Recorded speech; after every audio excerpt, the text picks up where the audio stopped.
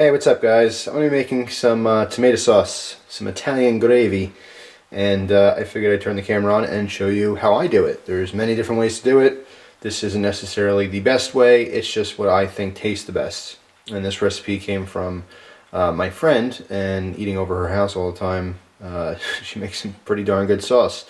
So I'm replicating it and just altering it very, very slightly. But anyway, I'm just going to show you. Now in this video, I'm going to show you how I do it. I'm not going to go by amounts because it's going to change. It depends on how big the pot you're using, how much sauce you really want to make. Some people may only want to make a little bit. When I make sauce, I make a big pot of it, and whenever I don't eat, I freeze, and I can use it throughout the whole month. It's awesome. You can use sauce for just a slew of different things. You can put a little on some sausage and peppers to make a sausage and pepper hero. You can use the sauce on your meatloaf if you want, that kind of style meatloaf. You can use your sauce just over some pasta for a quick lunch or something. If you do stuffed peppers, do a little ground beef and rice with some tomato sauce. It's just, the limits are endless, alright? So I love having good homemade sauce on hand at all times. So anyway, what you're going to need for this, though, is some crushed tomatoes. I happen to like Cutlerylover brand, but it doesn't really matter what you use, but I always use crushed. Alright, and we're going to want some salt for this. I use coarse sea salt. It's a little mix in there. Garlic. Now fresh garlic is always preferred, but I can't get to the store for various reasons, and I have to use what's on hand, so I'm just using the store-bought minced garlic, which is fine. It'll come out just the same. We're going to want some olive oil. Doesn't matter what kind. Some good cheese. Don't get the cheap stuff. It does make a difference. This is Lucatelli. Lucatelli is my favorite Romano cheese there is on the market. It's absolutely phenomenal, and it's worth it. This one was $7.52, which seems like a lot for a little brick of cheese, but it does make a difference. That will definitely affect flavor. All right. I have some fresh Italian parsley here, and a little bit of wine. Now the wine I'm putting into this one is going to be some, it's Cupcake brand wine. It's 2009 Red Velvet. It's a sweet red, but it's not overly sweet. It's a little bit on the dry side, so it's great for cooking. Even better of an option would be this, but I'm just changing it up this time. I use O-Pee-Chee for this most of the time. Now this is a funky bottle. It's like a Christmas thing, but O-Pee-Chee wine is an excellent table wine.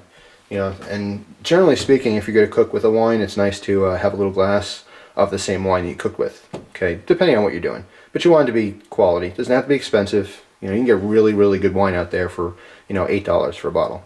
So, just because it's expensive doesn't mean it's great. Just because it's cheap doesn't mean it's horrible. But anyway, that's pretty much it. Very simple. Tomatoes, parsley, garlic, cheese, olive oil, salt. Oh, almost forgot the pepper. You gotta have some good black pepper in there. Not much. Trust me. You don't want a lot. And that is pretty much it. So let's get over to the pot and assemble this, and I'll tell you, how we go about making it. Put the stove on medium-high heat, more towards high. All right, let that warm up for a minute. And then we're going to be putting in a little bit of olive oil, just enough to kind of coat 3/4 of the bottom of the pan, or the pot rather. Don't fill it up so that it's like soup in there. You just want enough to coat the bottom. All right, give that just a minute or two. Well, not that long. Give it a few seconds to start warming up. All right. As it starts to warm, we want to throw in our garlic. All right. Now I happen to like garlic. I love garlic. All right. So I go a little heavy on it. You may not want to. It's just going to be on personal taste. Usually, in a big pot of sauce, I'll use 10 to 12 cloves of garlic, and I'll cut it up and mince it myself. But in this case, like I said, I got the store-bought stuff. All right. So I'm going to do 2 healthy spoonfuls. Alright. Mix that around a little bit.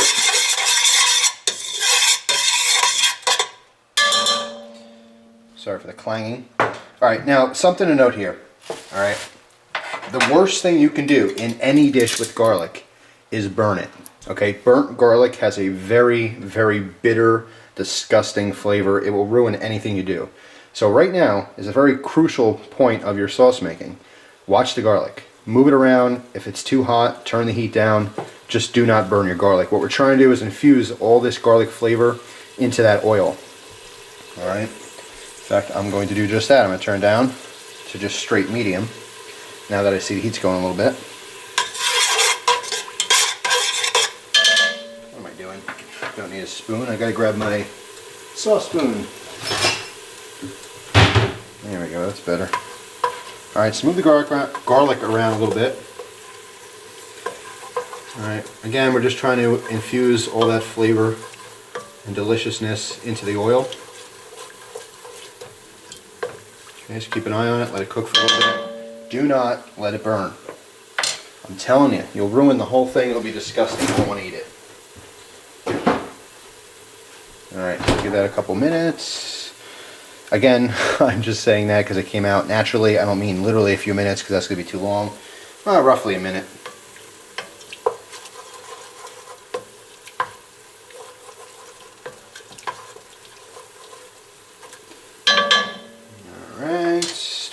Still going.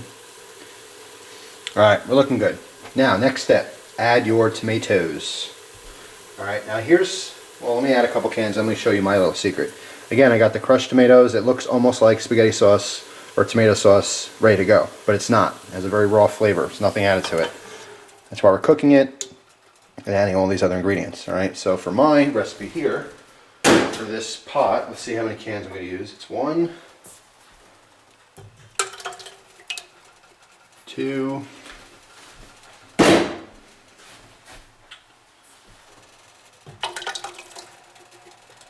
3. Now let me stop for just a second and give you my little secret. I always mix in 1 can of diced. This gives some texture. Okay, so my sauce has a couple chunkier pieces in it. Not a lot of people do this. I happen to like it like that. Just gives it a little something something. Alright, so 1 can of diced. Of course, if you want less chunks, maybe you can only use a couple of spoonfuls as opposed to a whole can, but this comes out to a perfect consistency. Alright, another can of the crushed. And I got room for 1 more can. A big old pot of sauce. Alright, now don't overload your pot there. Okay, you can see I have roughly 2 inches left on the rim. You want to leave a little bit of wiggle room. Okay, you don't want the thing spilling over. One of the hardest things to clean up is burnt sauce off your stovetop. So that's not a good thing. Alright, so now at this point I'm going to throw in some salt and pepper. Alright, now the big thing with cooking is you don't want to add too much salt and pepper because you can always add it later, but once it goes in, you can't take it out. And you don't want something ruined by being too salty. Alright, so I'm going to throw in, let's see, just 2 pinches of this coarse sea salt. So you do have a big old pot of tomatoes right now.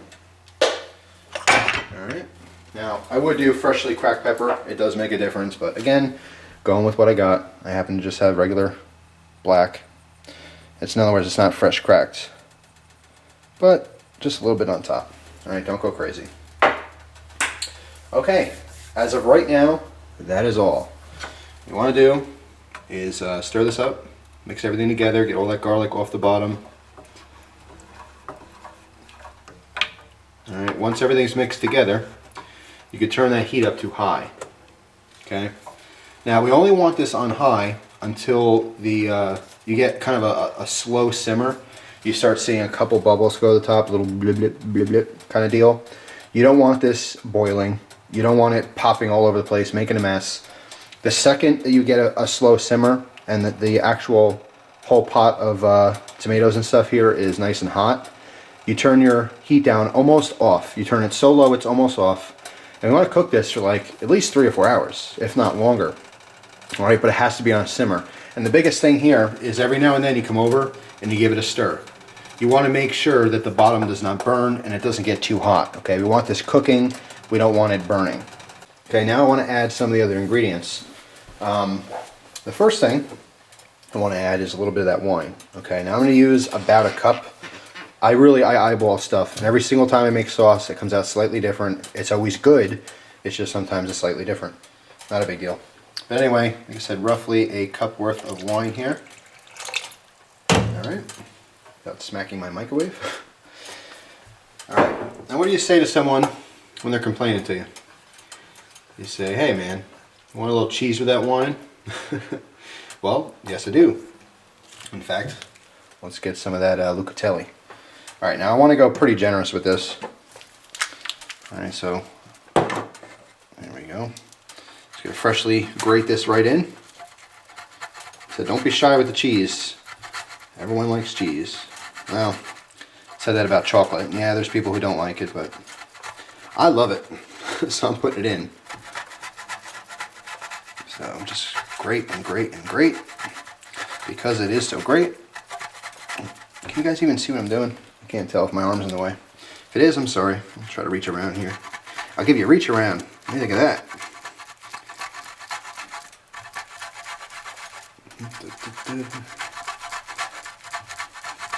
Remember, it's a big old pot of sauce, so it might look like a lot. It's really not.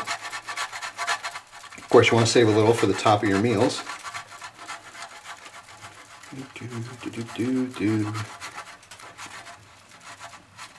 Alright. That should be fine. That was roughly a cup or so. It's not really as much as it seems. Alright, so give that a stir in. Incorporate all that wine and cheese. Cheese and wine.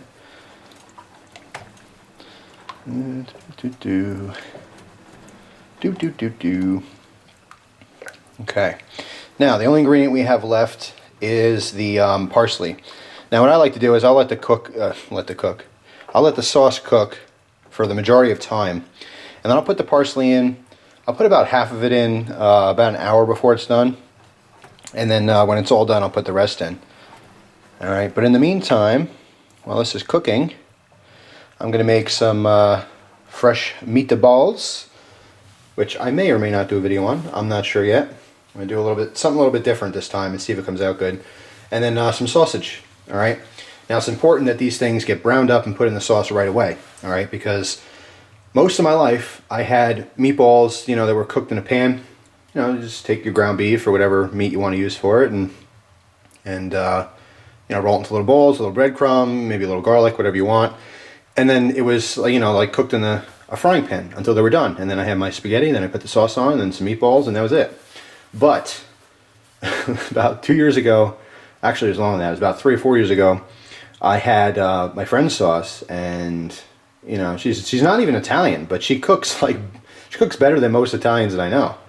But she throws all of her meat in the sauce right away, like a lot of Italians do, and it cooks for hours. And let me tell you something, the difference in taste and texture on the meat when it's been cooking in the sauce for 3 or 4 hours, mwah, delicious. So that's what I'm gonna do. So I'm gonna let this simmer, do its thing, make my meatballs, make my sausage. I'm not gonna use the stovetop for this. I'm going to put it in the oven. All right, and put the broiler on, and I'm just browning. I'm not cooking all the way through, but I want to get the outside nice and browned and crisped up a little bit. Then I'll throw everything in the sauce, and then we'll be on our way. In fact, I may have to take just a little bit of sauce out here just to accommodate all the meat, because I was over anxious here and I filled it up too high. So anyway, that's it. I'll be back a little bit later. All right, guys, 5 hours later, we're all done. And it tastes absolutely delicious. Within the last probably 20 minutes, I added the rest of my parsley. Okay, when I first started cooking this, when all my ingredients went in, I made meatballs, which will be a separate video, and I added the meatballs in so they cooked the entire duration here. Let me pop one of those out so you can see it. Absolutely phenomenal. I ended up making more meatballs than I wanted to, so I ended up not putting any sausage in here. But the meat cooking in here, the sauce flavored the meat flavored the sauce. It's just out of this world. Just awesome. Once you make homemade tomato sauce like this and eat it, you'll never go back to the jar stuff. I promise. I mean, if you have time to do this, it's over the top delicious. So, hope you guys enjoyed the video. If you have your own special recipes for tomato sauce, or some little tips and tricks that you do, things that you do differently, let me know. Video responses are always welcome. So that's it, guys. Thanks for watching. I appreciate it as always, and I hope you enjoy the rest of your day. Take care.